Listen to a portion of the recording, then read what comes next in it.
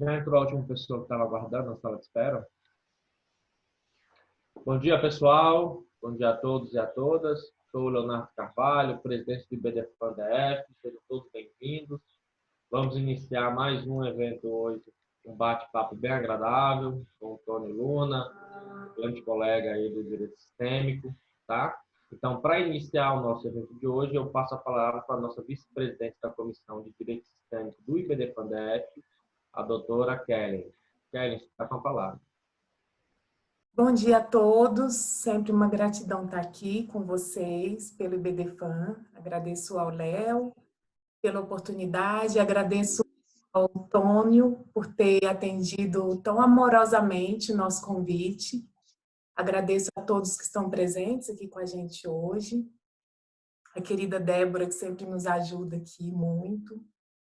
E fazer uma breve apresentação do Tony Luna. Vocês vão conhecer projetos incríveis dele. E o Tony, ele é constelador e psicólogo clínico de abordagem somática e consultor com atuação focada na psicologia organizacional, com ênfase nas relações interpessoais, acidentes de trabalho. É especialista em psicoterapia corporal e com experiência de 21 anos na área, trabalha em Curitiba, onde também coordenou as comissões científica de comunicação social, comunicação de psicologia ambiental e a comissão de psicologia e cultura do Conselho Regional de Psicologia do Paraná, em 2004. Ele foi escalado para o Conselho Editorial da revista Ciência e Profissão, Diálogos, editada pelo Conselho Federal de Psicologia. E, além disso tudo, o Tony desenvolve 2 projetos incríveis que ele vai trazer hoje para compartilhar com a gente. Seja muito bem-vindo, Tony. É com você a palavra. Obrigado, bom dia a todas as pessoas presentes. É um grande prazer estar aqui com vocês, dividindo isso. Já sempre o meu imenso respeito pelo trabalho do IBDFAN e ao convite de vocês. E a alegria de poder estar junto, dividindo isso aqui agora, nesse momento. Enfim, espero que a gente possa ter uma boa conversa. Então, quero deixar aberto a vocês, enquanto a gente tiver, eu vou apresentar um pouco do trabalho, enfim, falar um pouco do histórico, do que acontece, do histórico, enfim, do trabalho de Hellinger, né, nesse processo. Enfim, e apesar da luz estar batendo aqui e está parecendo que eu tenho uma mente brilhante, não sou, literalmente é só o reflexo aqui da minha cabeça, então, por favor, qualquer dúvida, me interrompam a qualquer momento. Né? Enfim, eu posso começar? Pode, é com você. Tá bem. Então, eu quero fazer um rápido histórico para poder entender desse lugar aonde a gente está falando.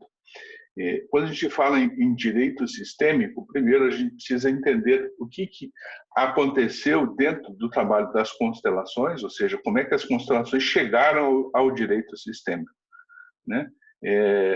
O processo todo se iniciou, enfim, com uma pessoa considerada talvez a mais importante, ou a mais importante dentro do trabalho das constelações, que foi Bert Hellinger, né? Um alemão que faleceu no ano passado, com 92 anos de idade, mas que começou a desenvolver há muito tempo, desde a época que ele foi padre na África, começou a desenvolver uma leitura sobre as coisas, os fatos que influenciavam os transtornos e a vida das pessoas. E ele foi observando já entre os povos, ele trabalhou há um tempo na região dos Zulus, enfim, e ele foi observando que havia alguma coisa oculta, ou seja, não consciente, que influenciavam essas relações e que em vários lugares, em especial naquele lugar, as pessoas tinham uma relação específica com os antepassados, de respeito, de troca, uma relação amorosa com os antepassados, quase como sempre colocando os antepassados nesse lugar respeitoso, mas também se desvencilhando de algumas questões que eram envolvidas nessas relações com esses antepassados. O Bert Hellinger, à medida que foi desenvolvendo esse trabalho, foi compreendendo as leis que envolviam essas relações e compreendendo que a gente está muitas vezes preso a estas histórias, ou o termo que se usa é emaranhado com essas histórias importantes aí, né? Ou seja, com as histórias dos nossos antepassados, com a família estendida, e por vezes com pessoas, e isso é sempre uma coisa bastante interessante, com pessoas que a gente nem imaginava que podiam estar envolvidas nesse processo.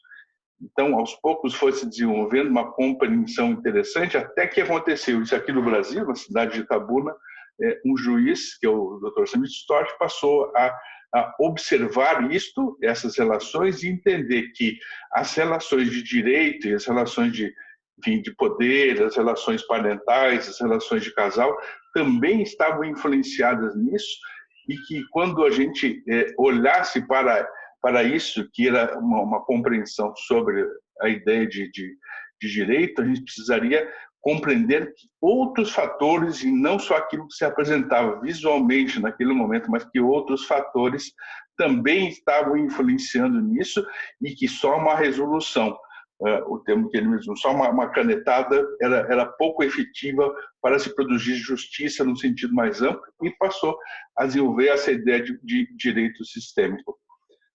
Então, com o tempo, esse trabalho foi se desenvolvendo, acabou sendo reconhecido lá pelo Bert Hellinger também, né? O Dr. Sami foi convidado a apresentar ao trabalho na Alemanha para o Bert Hellinger, e isso começou a crescer aqui no Brasil de uma maneira muito interessante. Talvez o lugar no mundo onde isso mais cresceu, tanto que vocês têm, né? Dentro do BDFAN tem uma missão aí de direito sistêmico também que é bastante importante. Quando isso ocorre, vários lugares no Brasil passaram a ter esse olhar para a questão do direito sistêmico, né? Então, alguns anos atrás, há 3 anos atrás, algumas pessoas aqui no Paraná começaram a fazer, algumas juízas aqui no Paraná começaram até a trabalhar com essa compreensão sistêmica, de que sempre o olhar para aquilo que se está falando sobre justiça precisa ter um olhar mais abrangente, né? Primeiro, diferente de uma postura de julgamento, mas um olhar mais amplo para isso, e começou a ter nessa região toda aqui um movimento interessante. Eu vou falar primeiro, talvez, sobre o trabalho daqui, do Sejuscom. Por conta desse movimento todo, a Justiça Federal aqui teve notícias desse trabalho de direito sistêmico, de tudo que estava acontecendo, enfim, nesse movimento do Brasil inteiro, né? Vários estados, mais 16 estados já estavam começando a introduzir, o CNJ começou a introduzir também a ideia do direito sistêmico também como uma forma de reconciliação sistêmica, que a gente vai falar na sequência. E aí uma vara em especial, que eu chamo de Sejuscom, que é exatamente o Centro de Justiça e Conciliação da Justiça Federal, por intermédio das duas juízas, doutora Iana e doutora Giovana, ficaram interessados em conhecer com mais proximidade esse trabalho, em especial no trabalho de reconciliação das pessoas que estavam em processo na Justiça Federal com a Caixa Econômica Federal. E também com as pessoas que estavam já, enfim, via de perder as suas casas e via de perder, né? E como havia um profundo desconforto dessas magistradas com relação às decisões tomadas por conta disso, né? Muito por conta do sofrimento que elas observavam nas pessoas, muito por conta enfim, né, de todo o transtorno que isso acontecia e da percepção que somente, enfim, a decisão final era muito pouco efetiva para se produzir uma justiça maior. Mesmo que essa decisão fosse necessária, havia um olhar de um certo, enfim, sofrimento e desconforto disso, que eu acho que é bastante importante, né? O que a gente vai chamar dentro da visão das constelações de má consciência, né? Então, havia um despertar de uma má consciência, e a má consciência dentro das constelações significa que quando algo se apresenta que precisa ser mudado, a gente não se sente bem, a gente se sente desconfortável. E isso é bom, né? Todo o processo de consciência ou de conscientização maior está muito ligado a um certo desconforto, a uma certa dor desse processo de parto, de mudança, né? o Helmut trouxe essa consciência de que fazer um processo de mudança, ou a gente pode ficar num lugar confortável, que a gente chama de boa consciência, que é um lugar tranquilo, eu fico pequeno, eu fico refém, eu não tenho coragem de tomar algumas atitudes, ou literalmente se jogar em direção à vida, que significa dar conta da dor, que isso vem junto, né? O preço não é tão barato, tão tranquilo assim. E aí eu fui chamado para ter uma conversa com as pessoas do Sejuscom com relação exatamente a apresentar a ideia de direito sistêmico. E acabou se desenvolvendo no primeiro ano, no Sejuscom, uma compreensão, para mim, que foi imediata nas 2 primeiras semanas, as 2 primeiras reuniões, que primeiro eu precisava olhar através das constelações para orçamentários, antes de trabalhar longamente com com a relação com as pessoas que estavam em processo, com as pessoas que estavam lá nesse sofrimento, mas antes de olhar para isso. E uma pergunta sistêmica sempre muito importante ao que eu estou servindo para fazer esse trabalho que eu escolhi? Ao que eu estou servindo? A que direito ou a que justiça eu estou procurando em minha família, em meu sistema, para fazer isso?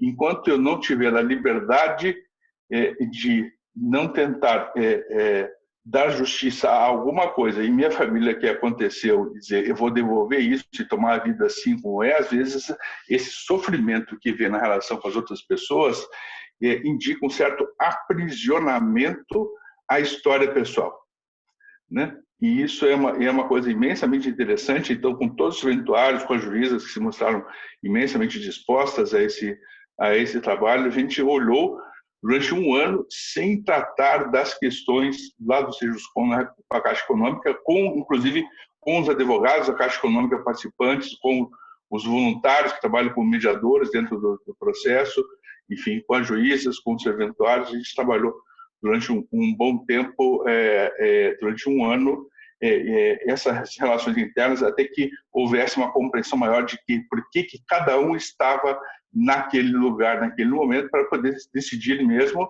se iam continuar naquele lugar ou não. Por conta disso, enfim, saíram funcionários do lugar, tiveram a compreensão que estavam lá emaranhados naquela história, mas que isso não havia liberdade nenhuma de estar no lugar, e outros conseguiram entender de uma forma mais ampla por que estavam envolvidos com aquele trabalho. Depois de um ano lá, nós começamos então a estudar as constelações e o direito sistêmico. Aí foi quando a gente começou a entrar com as ordens do amor, começou a entrar com a relação das ordens da ajuda, que é um livro essencial dentro do direito sistêmico, né? A compreensão das ordens da ajuda são essenciais, né? E aí a gente começou a fazer esses grupos de estudos. Até que a gente teve que interromper o grupo de estudos, porque quando entrou a pandemia, estou fazendo uma rápida apresentação disso, e quando entrou a pandemia, nós continuamos assim agora com um grupo virtual, inclusive até vamos nos reunir hoje, onde a gente está dando suporte a essa compreensão sempre de que a gente faz parte de algo maior. E quando a gente perde essa percepção de que a gente faz parte de algo maior, a gente desconecta e começa a entrar em modo de emergência, em modo de desespero, né? Poder se perceber, estar fazendo parte, então essa é uma vantagem desse processo, enfim, através da mídia, a gente pode perceber isso com certos cuidados que a gente tem tomado conta de quanto a gente pode, às vezes, ficar um pouco preso à questão da imagem e se desconectar da questão do que a gente chama de campo, desse campo de pertencimento maior. Mas quando a gente se desconecta disso, dessa alma, que aí a gente vai entrar daqui a pouco no meu outro trabalho, que eu chamo de essa alma feminina, né? Quando a gente se desconecta desse princípio da vida, que é o princípio feminino, a gente se perde, entra em modo de desespero, a gente começa a se estressar, a nossa imunidade cai, a gente fica sujeito a tantas outras coisas, né? Então, enfim, esse é um resumo bem resumido do trabalho lá dentro do Sejuscom. Nós tivemos, nesse período, resultados bem interessantes e mudanças sistêmicas interessantes nos processos. A gente sabe que quando a gente mexe numa parte da teia sistêmica, todo o restante é influenciado por conta disso. Então, tivemos resultados bem interessantes, até na compreensão das relações, né? Me recordo, teve um episódio interessante de julgamento de um senhor que, enfim, estava perdendo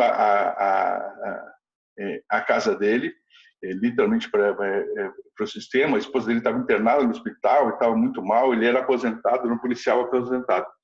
Estava perdendo para o sistema. A sensação primeira de imediato assim, é se penalizar, né? Essa pessoa vai sofrer, ela está perdendo essa casa, ela está, né,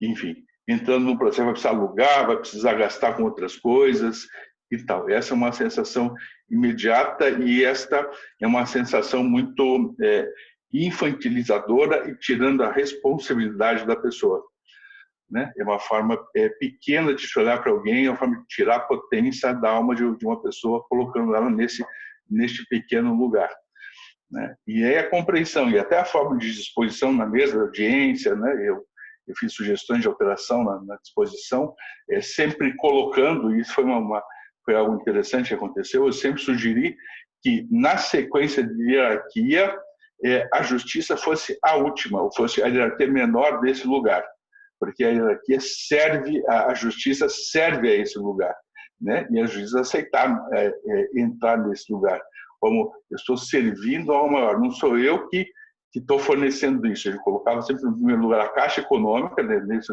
lugar, e na sequência as pessoas que estavam servindo, e por último a juíza. Isso não tirando a importância da decisão dela, mas tirando a ideia egóica de que eu sou maior, eu sou melhor que as outras pessoas, mas eu estou a serviço desse lugar. E houve uma aceitação rápida disso, dessa compreensão desse serviço. E nessa situação especial que eu estava citando, onde havia a questão desse policial perdendo a casa dele, a juíza teve uma postura imensamente interessante, disse ele assim: o senhor já pensou se não está na hora mesmo do senhor desistir desse processo e seguir para algo maior? Lógico que, como ela disse isso sistemicamente, isso tocou o sujeito de uma forma imensamente interessante, porque ela não falou de uma forma autoritária, ela sugeriu que ele olhasse para algo maior. Ele não tinha mais condições de pagar essa casa, ele não podia fazer mais, e também a gente não podia esperar que, enfim, que o Estado, que a Caixa Econômica fizesse isso por ele. Tirar ele desta relação infantil de esperar que alguém maior cuide de mim e tirar essa responsabilidade, né, era algo absolutamente desnecessário nesse momento. Isso não significa que seja igual em todos os casos, mas nesse caso isso foi muito efetivo. Essa sugestão da juíza para esse sujeito colocou ele em outro lugar. Ele conseguiu compreender onde ele estava envolvido.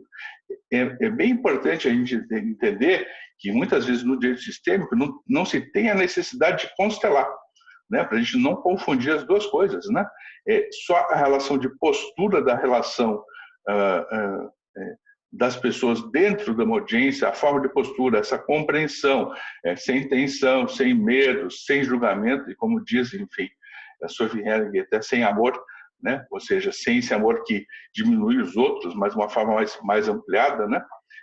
É imensamente importante para que a gente possa chegar a isso de uma outra forma. Logicamente, a gente vive num estado, num país, ou no continente, basicamente, onde as pessoas latinas, de maneira geral, são muito infantilizadas, têm relações muito primitivas. A gente vive num país em que os pais, em grande parte, são ausentes, são pouco pertence pouco à relação familiar. Temos tantas mães solteiras, tantas mães, e tanto um estado onde a violência, daí eu vou entrar na sequência ao segundo trabalho, a violência contra a mulher é muito grande, então até o reconhecimento dos homens para o seu masculino é muito deturpado, muito fora do contexto que poderia. Portanto, isso chega logicamente nas audiências como algo paralelo que está acontecendo, mas que precisa ser olhado com muito cuidado, precisa ser observado, né? Sempre da seguinte forma, né? Sem intenção, né? Sem medo, sem culpa e sem amor. Só olhando aquilo para acontecendo, como aquilo está acontecendo. Esse sem amor, sempre colocando de uma forma mais ampla, isso é trazido, enfim, exatamente pela escola. A minha formação é pela escola Helen tradicional, né? É sempre uma forma maior de poder se olhar para aquilo sem que se penalize, sem que se tenha um envolvimento pessoal e emaranhamento com as suas próprias questões, né? Ao constelador sempre é muito importante a gente compreender que cada vez que se apresenta uma situação assim, parte da sua história está envolvida. Quando eu vou para o Sejuscom, tem histórias aqui na meus antepassados que precisam ser resolvidas também. Por isso também eu estou emaranhado, ligado a isso, e algo se resolve nesse sentido também, né? Quando, enfim, um advogado vai a uma audiência, é importante entender que aquilo não é somente algo tão simples assim, uma audiência, mas algo dele também está sendo olhado naquele momento. Isso é tão importante entender assim, não é eu aqui, vocês aí, isso não me toca. Isso toca sim, né? Quando eu estou resolvendo algo com vocês, também algo me toca. É algo muito maior do que o ego da sensação de poder, da sensação de retorno financeiro e tal, mas tem algo que se resolve também sistemicamente, né? Então, tudo isso é importante nesse momento. Antônio, Oi. Você colocou como tema, né, da sua palestra conciliação sistêmica. Isso. E aí isso me despertou uma curiosidade. Eu gostaria que você explicasse um pouco para a gente, assim, né, o que você quer dizer com a reconciliação sistêmica. Sim. Quando a gente fala exatamente nisso, quando o constelador vai enfim, a esse encontro na constelação, quando se há uma relação com as outras pessoas, todas essas pessoas trazem, tanto que quando a gente faz uma reunião, a gente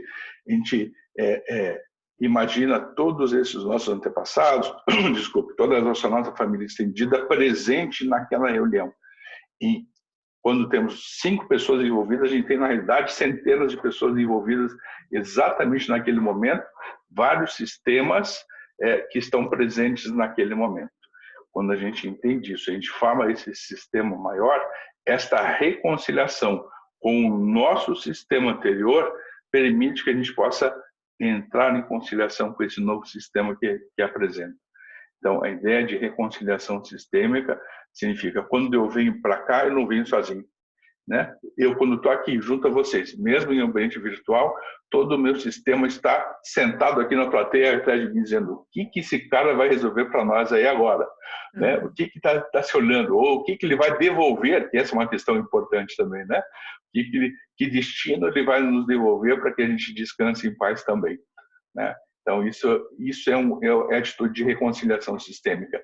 E o interessante é assim, quando a gente fala nisso, quando a gente está resolvendo, olhando para esse momento de encontro, essa reconciliação não atinge somente estas pessoas que estão envolvidas naquele espaço, mas, enfim, todos os sistemas. Então, todos os funcionários da Caixa envolvidos, estão todos os eventuários daquele espaço, todos os filhos das pessoas que estão presentes, ou seja, a quantidade de pessoas que estão envolvidas por conta daquilo que está se olhando é bastante grande, né? Então, a gente entende a responsabilidade que a gente tem quando a gente entra num lugar como esse, onde a gente vai desemaranhar, a gente vai desembaraçar tramas sistêmicas, ou seja, a percepção de que existe um sistema imensamente maior que a gente possa pensar, e em verdade não é importante que a gente pense nisso nessa hora, que a gente reconheça, mas tem tantas pessoas que fazem parte do nosso sistema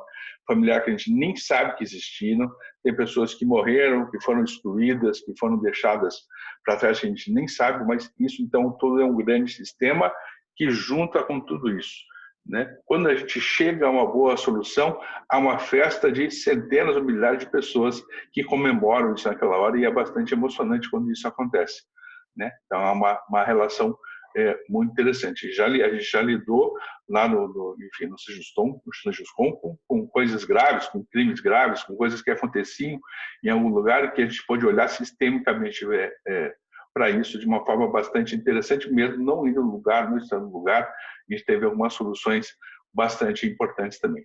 Por isso eu digo essa reconciliação. Quando a gente está presente, a gente traz essas histórias. Muitas dessas histórias a gente precisa, de uma maneira, enfim, talvez um pouco rasa e direta, mas a gente precisa devolver esse destino a essas pessoas. Às vezes a gente está preso, está representando por alguém ou fazendo alguma coisa e a gente precisa reconciliar. Exatamente nesse encontro com as outras pessoas e observando, portanto, uma constelação. O constelador sabe que aquilo que está sendo constelado toca todas as pessoas presentes. Tem a ver com a história de todas as pessoas presentes. Não é só a história daquela pessoa que está sendo constelada, mas a história de todas as pessoas. Nos toca e a gente cresce imensamente. Reconciliação sistêmica, né? Há uma possibilidade de se ampliar de uma forma muito interessante. E aí sim, reconciliação sistêmica, a gente vai dizer, existe uma justiça sim, sistêmica nesse momento. Né? Às vezes também isso diz, agora alguns mortos em minha família podem descansar em paz, o que é bastante importante. Eu não sei, eu falo a beça e não sei se eu consigo explicar, às vezes parece que eu vou à Lua e volto, por isso que meu sobrenome é Luna. Eu espero que eu tenha explicado o que você me perguntou. Sim, muito bem, eu te agradeço muito. Enquanto você falava, e recordando de um projeto que eu tive a oportunidade de desenvolver na Defensoria Pública da União em 2018, com reeducandos, né, que eram pessoas que estavam no regime semiaberto, cumprindo pena, e trabalhavam, né, na defensoria durante o dia e à noite retornavam para o presídio. Eu fiquei pensando muito nesse projeto, porque eu via muito isso acontecendo, essa reconciliação ali num nível muito mais amplo. Uhum. Uma questão também que você colocou, né, da falta dos pais, que eu percebi que era quase um padrão naquelas pessoas, né, da falta da figura paterna e aquela repetição de padrão, né, porque nas dinâmicas, normalmente, o pai não dava conta de sustentar aquele lugar do pai, porque o pai dele também não tinha dado conta de sustentar esse lugar. E aí eu fiquei pensando, né, o quanto essa, né, da figura, né, do pai é importante. E o que nesse projeto mais me tocou foi eles começaram a entender que o pai não deixou de estar lá por causa deles. Uhum.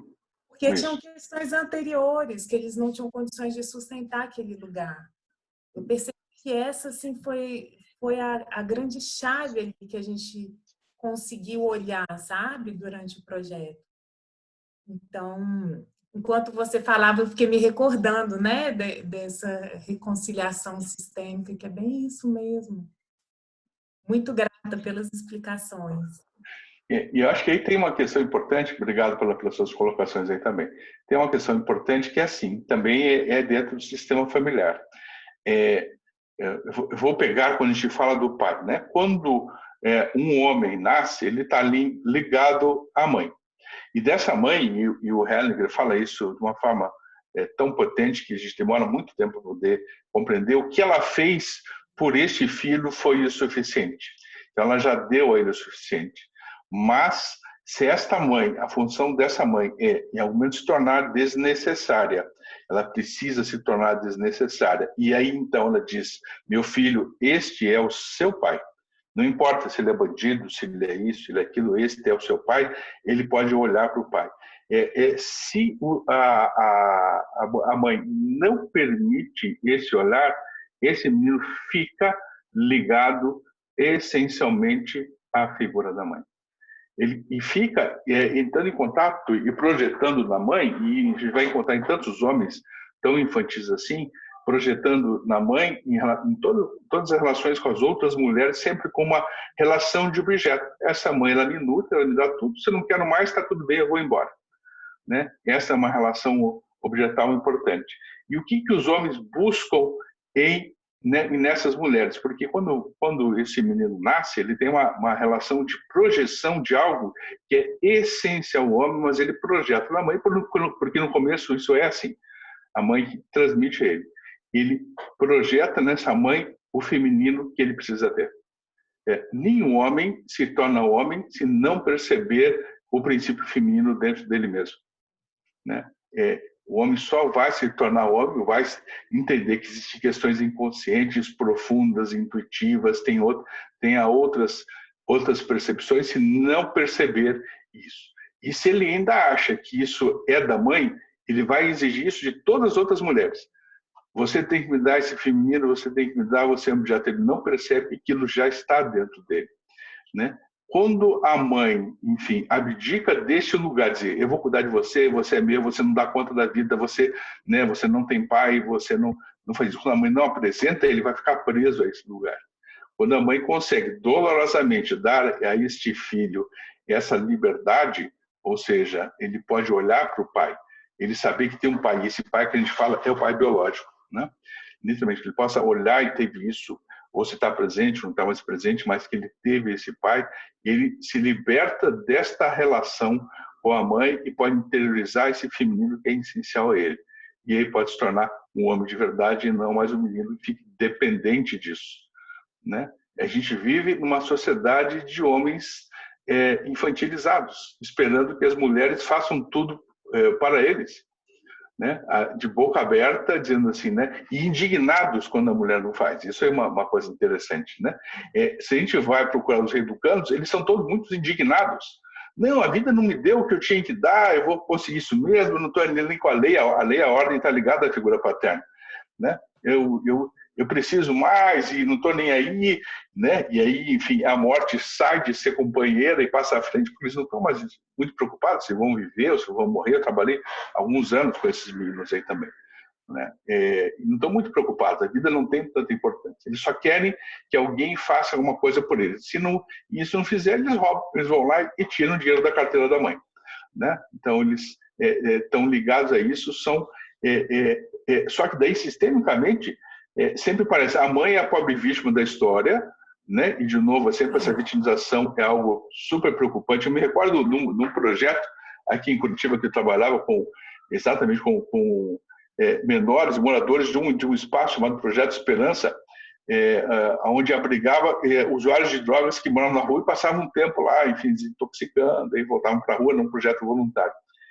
E eu me recordo que o pastor que cuidava de lá, uma figura muito interessante, o pastor que cuidava desse lugar, ele dizia assim, eu já sei quando esse menino vai recair, quando a mãe visitar ele, né? E eu vi isso várias vezes acontecer, várias vezes, né? A mãe chega e aí a mãe discretamente dá um dinheirinho escondido para o menino, porque ela quer cuidar dele, ele está desamparado, acho que ele não comeu, enfim, o McDonald's que ele merecia, e esse dinheiro ele pega, e isso eu vi acontecer tantas vezes, né? Eu vi isso no hospital, em tantos lugares isso acontecer. E aí, enfim, tem uma autorização materna que a mãe não compreende, em vez de que aquilo que ela está fazendo, ela está matando esse filho, ela não compreende, né? E nem tem tanto por isso, porque ela vem numa sociedade super machista, onde essa mãe espera que os filhos não se tornem aqueles homens tão horríveis quanto ela foi criada no sistema, né? Ela tenta não deixar que esse menino vire homem, porque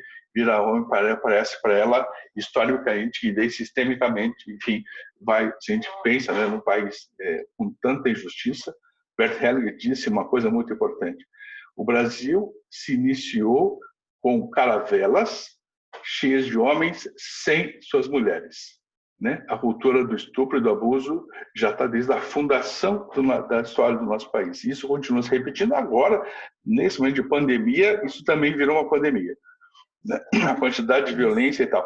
Mas a violência não está somente nos homens, está nos homens e nas mulheres, está nos dois lados, né? Enquanto a gente vitimizar os dois lados e compreender que sistemicamente a gente precisa crescer nesse sentido, a gente não vai conseguir, né? Para mim, ainda assim, isso tem a ver com outro trabalho que eu faço. Eu trabalho com mulheres vítimas de abuso mais de 20 anos, e em especial depois comecei a desenvolver esse trabalho chamado O Feminino, né? E o que eu faço com as policiais penais é em Brasília, dentro do presídio, somente com as mulheres policiais penais, que é chamado feminino, mas basicamente trabalhando a ideia do princípio feminino, né? Da ideia do que é o feminino, que, do meu ponto de vista, é a única possível saída, né? Conta pra gente, Tônio, um pouco mais sobre esse projeto. Eu acho Sim.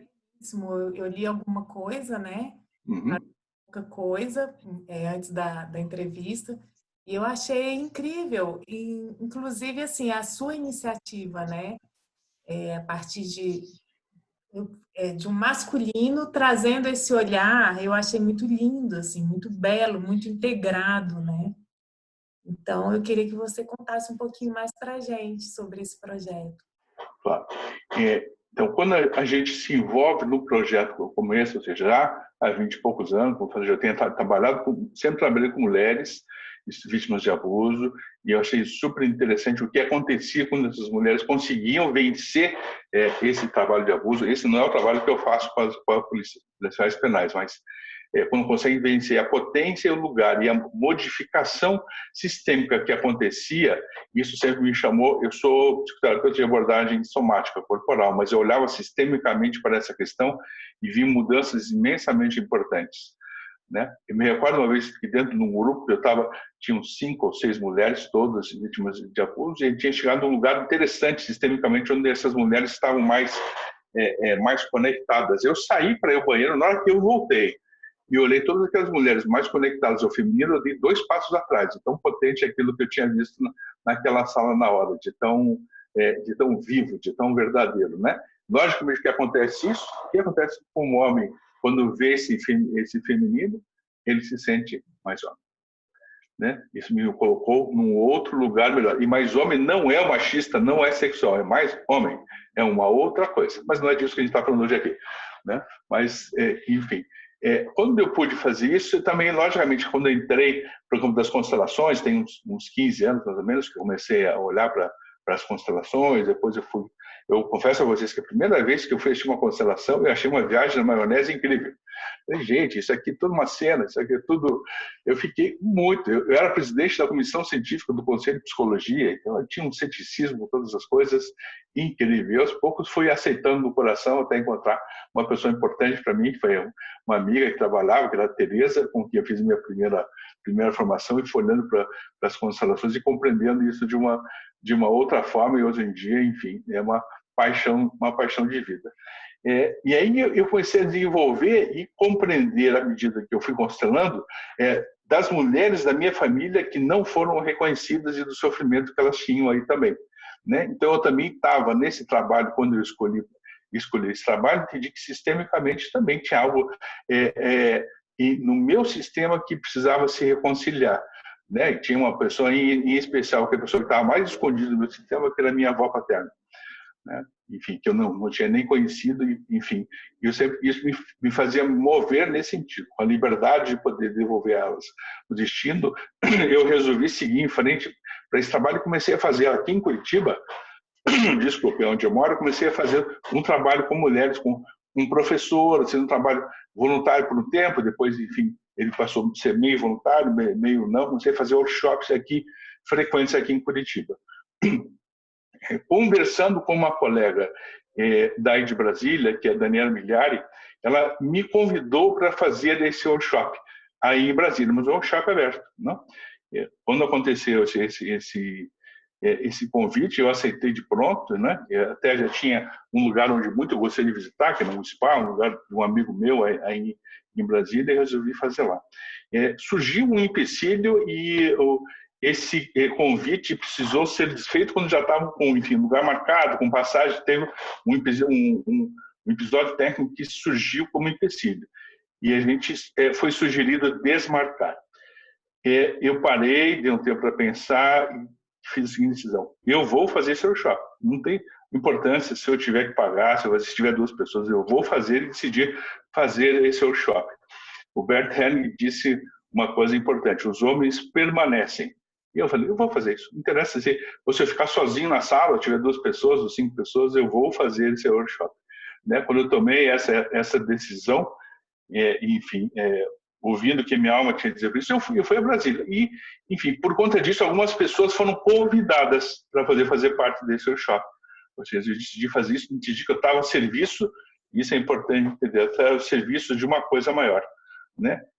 Que tem que ser essencialmente desvinculada de retorno financeiro imediato, tem que ser desvinculado de qualquer preocupação nesse sentido. Quando eu fui fazer o workshop, haviam nessa sala 3 mulheres que tinham sido convidadas, vieram convidadas, e eu não sabia, depois fiquei sabendo, as 3 eram policiais penais. Quando elas fizeram esse processo, uma delas que era a Elisângela, que é a Zan, viu aquele processo, ela participou, ela me convidou para poder fazer isso. Ela é essa diretora do sindicato dos policiais penais, ela me convidou para fazer um workshop junto com os policiais penais. E a gente começou a organizar isso, com todas as resistências que isso é possível, porque era um homem falando de mulher, né? Eu já recebi bombas atômicas imensas aqui em Curitiba por estar falando desse tema, sempre parecia tão absurdo. Eu fiz uma live agora recentemente com um amigo meu, que é o René Schubert, que também é um constelador e, enfim, um psicanalista, uma pessoa super interessante, talvez uma das maiores autoridades do Brasil no assunto de constelação, e a gente terminou a live dizendo assim: o meu feminino saúda o feminino que existe em você. Né? O princípio feminino para os homens é a única possibilidade de se tornar melhor. A mudança social somente se consegue através do princípio feminino, que é a possibilidade intuitiva de olhar e se conhecer mais profundamente, de poder perceber outras possibilidades de vida, de sair da dureza das coisas, de poder olhar para a arte, de poder olhar com amor para as pessoas, de perceber sistemicamente. E aí, sim, o princípio feminino, ele está presente nos homens, mas, e aí sempre é a parte onde eu recebo umas caras duras, para começar a mudança somente com as mulheres. Para qualquer processo de mudança, assim como começou a vida, ela precisa começar dentro das mulheres. E as mulheres, enfim, dentro de uma sociedade machista como nossa, muitas vezes têm ideias e conceitos muito machistas, estão tão presas a esse machismo quanto os homens. Isso é uma coisa incrível, né? Então foi com essa potência, com essa ideia que comecei a trabalhar as policiais penais, né? Então começou a haver esse movimento lá, enfim, dentro da Papuda e da Colmeia em Brasília, de olhar para isso, de trabalhar só com os policiais, porque para mim assim, foi interessante perceber que dentro do sistema penal, as pessoas que são menos privilegiadas são os policiais penais.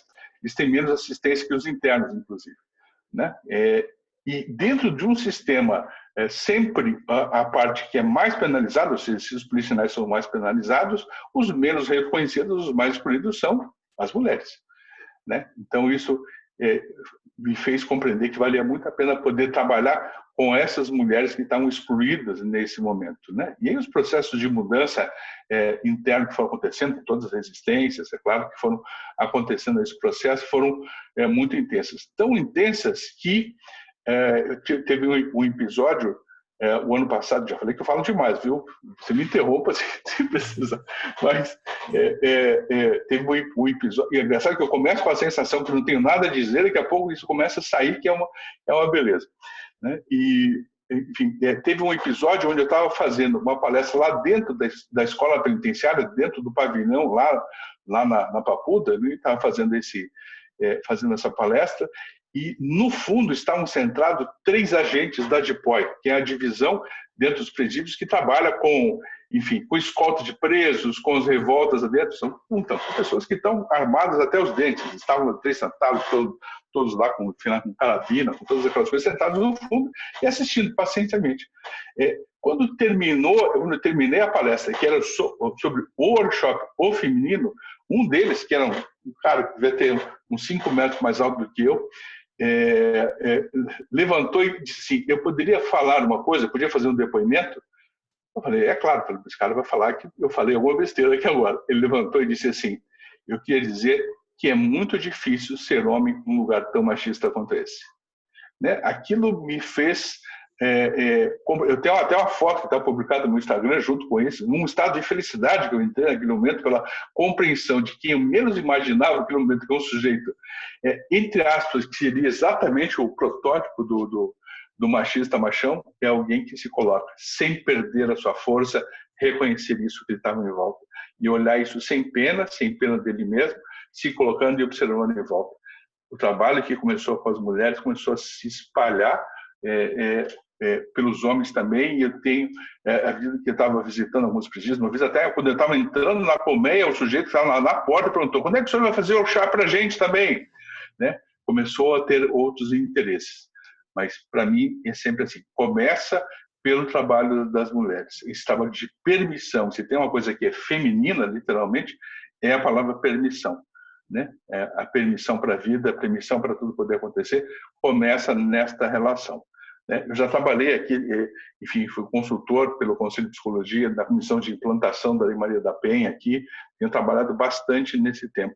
E eu vejo as permissões e as não permissões que várias mulheres têm nesse sentido, né?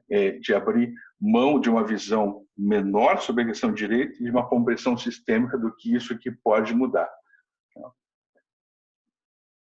Eu acho que agora consegui esgotar um pouquinho. Tônio, é incrível esse projeto que você começou a desenvolver, e eu pessoalmente me emocionei aqui por algumas vezes, sabe? Da forma como você traz, né, essa questão do feminino e desse resgate tanto para as mulheres quanto para os homens, que, na minha opinião, é importantíssimo mesmo. E eu queria também trazer uma observação sobre o que você pontuou, né, dos agentes penitenciários ou agentes penitenciárias. Isso foi uma percepção que eu tive também quando eu conduzi esse projeto com os reeducandos. Acho que um pouco depois desse projeto veio uma pessoa para fazer constelação comigo e era por coincidência, que nunca é coincidência, né? Mas era o diretor de um presídio. E aí eu comentei com ele, né, sobre esse projeto que eu estava desenvolvendo, e ele me falou exatamente isso. Ele falou: Kellen, comece pelos agentes, comece por nós, porque ninguém olha para nós. Isso. Né? Tem muita gente dando assistência para os presos ou reeducandos, enfim, né? Acho que... Mas tem pouca gente que olha para nós que ficamos espremidos entre o cumprimento da lei, né? Como lidar com o sistema. E aí teve uma pessoa que trouxe um olhar que para mim me tocou muito, que foi assim: eles cumprem a pena e saem. A gente não, a gente fica aqui. Então isso me tocou tão profundamente, e quando você traz isso, né, eu volto a entrar em contato com isso, que realmente a gente precisa olhar mais, né, para essas pessoas que cuidam dos outros, que estão ali sendo quase que esmagadas, né, diariamente entre o cumprimento da lei e como cumprir melhor a lei, mas também, né, tendo que lidar com várias questões ali do próprio sistema, né, penitenciário. Então, eu acho que é um olhar muito importante, né, que a gente realmente precisa começar a desenvolver, né, olhar também para eles, né, que acabam ficando muito excluídos também, né, dentro desse contexto. Esse olhar para os excluídos é uma essência da questão hegeliana, né? É uma essência, descobrir onde estão os excluídos e onde estão os excluídos dos excluídos, né? Mais recentemente, dentro da questão das agentes, que agora não são mais agentes, foram levadas à categoria de polícia, até elas eram desconsideradas pela própria polícia, porque eles são só agentes penitenciários, eles são menos, né? Não são nem policiais. Então, dentro da própria categoria dos policiais, eles eram diminuídos, né? Então, eles eram os excluídos dos excluídos, né? Houve agora essa mudança, enfim, para policial penal, onde aos poucos estão assumindo um outro lugar, né? E literalmente essas pessoas estão cuidando, portanto, socialmente, entre aspas, a gente não quer saber tanto deles, mas eles estão cuidando daquilo que a gente não quer ver na sociedade. A gente só deseja, eu não quero saber de vocês.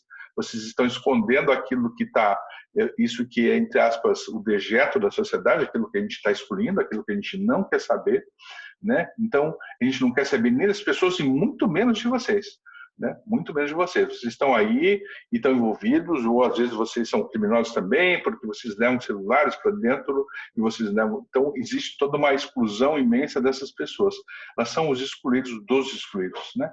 E basicamente, né, é uma mudança importante nessa relação, porque também quando essas policiais penais podem compreender o que sistemicamente levaram elas a esse lugar, né, e o que é isso que faz com que elas vão a um lugar, por exemplo, das agentes que trabalham dentro do presídio masculino, por que elas vão lá e estão participando daquilo, onde tem emaranhamento na sua história, né? Quando elas se libertam disso, elas podem olhar até para os presos de uma maneira com força, com justiça, mas de uma maneira amorosa, olhar de uma outra forma, sem que isso signifique amor materno de peninha ou qualquer outra coisa nesse sentido, né? Significa uma forma maior de poder olhar para isso. Tem um exemplo muito interessante do trabalho da Marilise Eisenfield, que é aqui de Balneário Camboriú, ela faz um trabalho lá na região norte do país, eu não esqueço se é no Amapá, enfim, mas enfim, em algum lugar lá para cima, e ela fez uma vez um trabalho de reconciliação sistêmica, de constelação, onde ela colocou à frente um senhor que teve o filho assassinado, e o assassino do filho, colocou os dois à frente. Ao terminar o trabalho de conciliação, esse menino pôde pedir desculpas a esse senhor, dizendo assim, agora eu entendo que é justo eu estar preso e pagando pelo que eu fiz. Né? Esse é um trabalho de reconciliação sistêmica, não significa soltar de mim, mas ele entender que ele está pagando por algo que ele fez. E até aquele momento para ele, né, não era tão claro, não. Então ele pode compreender uma justiça maior. E também daí o pai se pacificou nesse sentido e conseguiu se livrar daquele ódio, tudo que ele tinha por aquele rapaz e seguindo em frente em uma outra direção. Né? Então a compreensão sistêmica não significa afagar, mas significa dar um olhar maior para tudo isso. De novo, quando a gente fala dentro da questão do trabalho com o feminino, é um começo imensamente importante.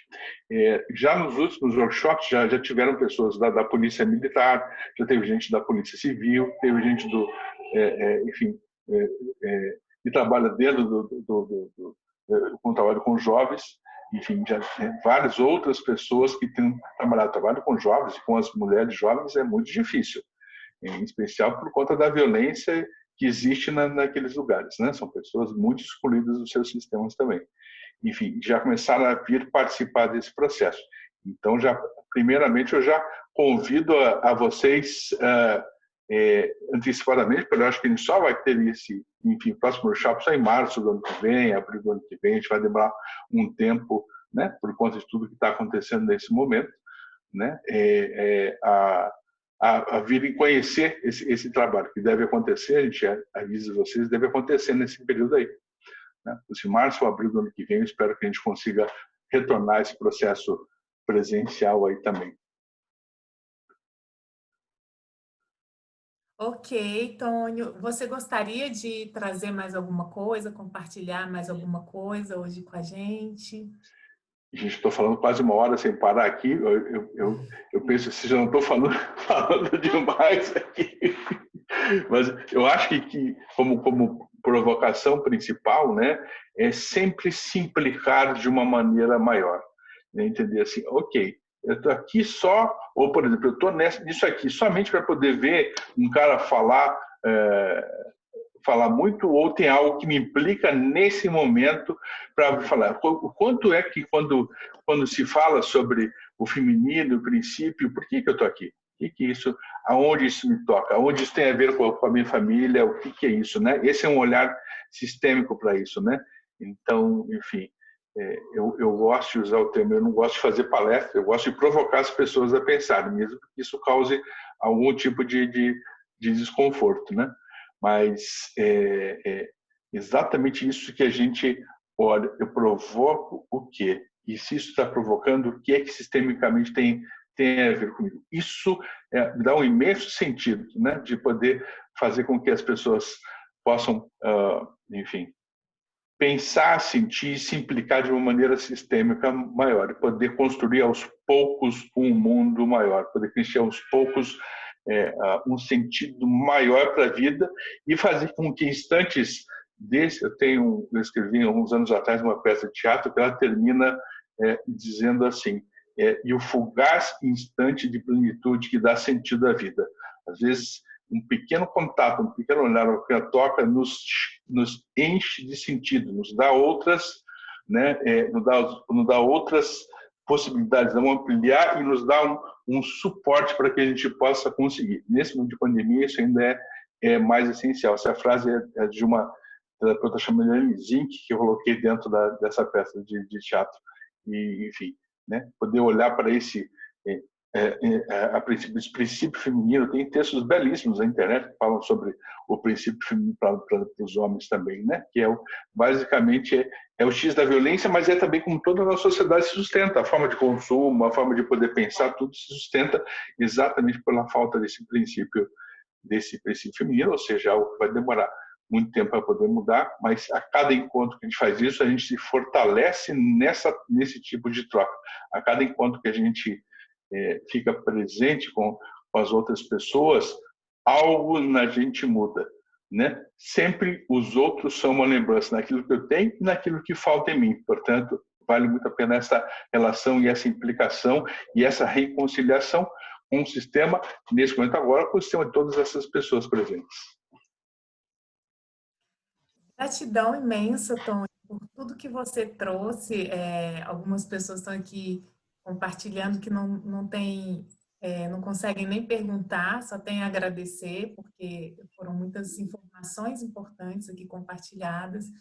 Eu, pessoalmente, me senti muito tocada durante todo esse encontro aqui que a gente teve. E para mim, uma coisa que eu sempre gosto de lembrar, né, que você trouxe hoje, é estar a serviço, né? A gente, onde quer que a gente esteja, né, na nossa vida, ou como operadores do direito, eu, no meu caso também como advogado, estar a serviço, né, se colocar a serviço de algo muito maior. E eu acho que essa postura interna, ela faz toda a diferença mesmo. Gratidão imensa por você ter compartilhado um pouco do seu grande conhecimento e da sua grande experiência com a gente aqui hoje. Volte sempre pelo IBDFAN, através de projetos, enfim, estamos aqui abertos para te receber sempre, com maior carinho e muita gratidão também. Eu agradeço vocês profundamente pelo convite, por essa possibilidade de troca. Com certeza, quando for a Brasília, a gente pode marcar, enfim, um encontro, né, e conversarmos pessoalmente sobre isso, né? Isso é bem, eu acho que vai ser bem importante. Eu acho que a gente inicia sistemicamente, né, um olhar para algo que talvez não algo que é importante nesse momento. Fico muito grato a vocês aí pelo convite. Estou bem. Eu tenho sempre um limite. Quando termino os workshops, isso é algo que quase aconteceu agora, eu começo a chorar. Então, quando começa a chegar lágrimas nos meus olhos, eu falei, está na hora de encerrar essa live já. Ô, Tony, só pediram para você, se você pudesse passar seus contatos por aqui pelo chat para o pessoal, claro. Tem alguns pedidos aqui. Tá, eu vou passar o e-mail, que é o tonioluna@gmail.com, né? E tenho o meu celular, que é o celular do consultório, que é o 41, né? Eu estou em Curitiba, 41 99859-8430. Repetindo, 41 99859-8430. Tá? É esse mesmo. E eu, em nome do IBDFAN, a Kelly até já antecipou nosso agradecimento, e eu reforço nosso agradecimento. Eu sempre falo, né, nos nossos eventos de sexta-feira, que a sexta-feira para mim é um dia muito especial, que a gente já começa a sexta-feira de uma forma diferente, né? A gente participa desses eventos, faz várias reflexões. Então, na sua fala, quando você apresentou o seu projeto, eu vi o quanto é importante naquele ambiente de trabalho, no sistema penitenciário, ter essa abordagem, ter essa reflexão, né? Eles ali estão trabalhando de uma forma estressante, é uma forma bem complicada, e é necessário fazer essa reflexão, é necessário ter essa abordagem, né? Até para o ambiente de trabalho ser um ambiente saudável, ser um ambiente melhor, né? Uhum. Então, antes a gente até conversou um pouco antes de começar o nosso evento de hoje, e a gente abordou muito essa necessidade de mudança de postura, né? Todos, principalmente dos advogados, todos que estão envolvidos no sistema judiciário. Como é importante a gente ter essa reflexão e essa alteração de postura, né? Então, eu particularmente fiquei aqui refletindo e escutando a sua fala e vi o quanto é importante a gente trabalhar, né, o direito sistêmico, a gente poder expandir o conhecimento, né? E aqui no IBDFAN-DF, o meu comprometimento com as meninas da comissão é esse. É sempre fazer eventos, bate-papo nesse sentido de trazer o conhecimento, de compartilhar. E quem sabe no futuro próximo a gente faz um curso de especialização, algo do tipo, um workshop desse. E quando puder, essa pandemia deixar, a gente se encontrar e fazer um bate-papo desse presencial, que eu acho que é importante, né? O virtual está substituindo, mas o presencial não tem comparação, né? É o melhor, é o melhor de todos os mundos. Né? Então, fica um agradecimento a todos que participaram, que ficaram na live até esse momento. Tony, mais uma vez, muito obrigado. Pode contar com o nosso Léo, rapidinho, ali teve até, desculpa interromper, eu sei que eu já estava encerrando, mas uma pessoa, a Jo, perguntou se ele poderia recomendar alguma bibliografia para a gente poder encerrar. Eu vou passar para vocês depois. Tem um livro imensamente importante nesse sentido, e eu não estou lembrando o nome dele aqui agora, mas eu vou passar para vocês. Tem vários livros interessantes, né? Tem um deles que eu acho muito legal sobre o princípio, a ideia do feminino, é esse aqui, que é o Coisa de Menina. Esse é um livro que vale muito a pena ler, do Contato Calhares e da Maria Homem. Mas tem outro livro de uma terapeuta indiana, que eu estou esquecendo o nome dela agora, e eu passo para vocês na sequência. Enfim, eu passo lá para a Aline e ela repassa para vocês aí também. Eu vi que alguém me perguntou sobre a questão do Instagram também. O Instagram do projeto do trabalho com as mulheres chama-se Todas Nós Mulheres. Esse é o lema do trabalho. Então, Todas Nós Mulheres. Tem o Instagram e tem a minha página pessoal, que é o Tônio Luna também. Tônio Luna, tudo junto. Né? Exatamente, esse mesmo, Todas Nós Mulheres. Enfim, são dois projetos que estão... um é o pessoal, mais como psicoterapeuta, esse do trabalho com as mulheres também. E eu tenho uma página na internet também chamada todasnosmulheres.com.br. Né? Enfim, agradeço imensamente de novo esse convite. Eu agradeço aí a sua disposição de ter aceitado nosso convite. Quem quiser, de repente, não conseguiu anotar e quiser essas informações, pode adicionar o Tony no Instagram, então até mandar um e-mail solicitando um vídeo para a gente. Manda lá, contato@ibdfandef, ou desculpa, contato@ibdfandef, até me perdi agora. Contato ibdfandef@gmail.com. Tá? Então, eu agradeço aí, pessoal. Manda um e-mail, solicita, olha, eu queria o vídeo do evento do Tony Luna, a gente vai enviar o link para todo mundo poder assistir, tá? Muito obrigado mais uma vez. Boa sexta-feira para todos. Tá? Um bom final de semana. Fiquem com Deus, se cuidem, usem máscara, álcool gel, não vão brincar com essa pandemia. Isso. E o negócio tá sério, não é brincadeira não. Isso. Até a próxima, pessoal. Muito obrigado, Tony. E que a vida continue vencendo, né? Obrigado a vocês aí. Obrigadão. Obrigado.